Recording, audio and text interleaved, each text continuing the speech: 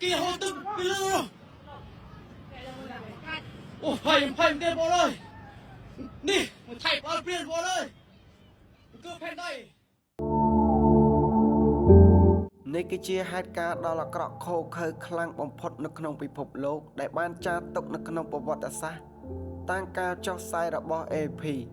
នៅថ្ងៃសុក្រទី28ខែមិនិនាឆ្នាំ2025រាជធានីបាងកកនៃប្រទេសថៃបានជួបគ្រោះរញ្ជួយដីកម្រិតធ្ងន់ដែលបានជះឥទ្ធិពលមកពីប្រទេសមីយ៉ាន់ម៉ាដោយបង្កការភ័យស្លន់ស្លោខណៈពេលប្រទេសអាស៊ីអាគ្នេយ៍ផ្សេងទៀតក៏បានរងនៅឥទ្ធិពលផលប៉ះពាល់ផងដែរការរំជួយដីនេះមានកម្រិត 7.7 រិចទ័រមានចំណុចកណ្ដាលនៃទីក្រុងសាយហ្គៃនៃប្រទេសមីយ៉ាន់ម៉ា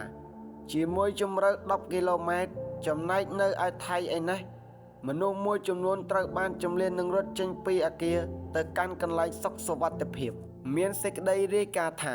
នៅប្រទេសថៃអគារកម្ពស់ប្រហែល50ជាន់បានបាក់រលំនិងមានកម្មកររាប់សិបនាក់ជាប់នៅក្នុងទីនោះដោយសារតែម៉ោងដែលរលំគឺជាម៉ោងធ្វើការជាមួយគ្នានោះប្រភពនៅប្រទេសថៃបានអះអាងថាសូម្បីតែអគាររដ្ឋាភិបាលនិងអគារសភាក៏ញ័រនោះដែរ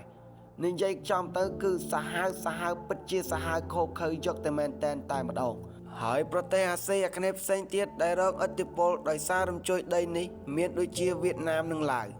ខណៈនៅឯចិននិងឥណ្ឌាឯណេះក៏រង្គើតិចដែរប៉ុន្តែមិនធ្ងន់ធ្ងរដូចនៅថៃនិងមីយ៉ាន់ម៉ានោះទេហើយបើនិយាយអំពីនៅប្រទេសកម្ពុជាយើងនេះវិញ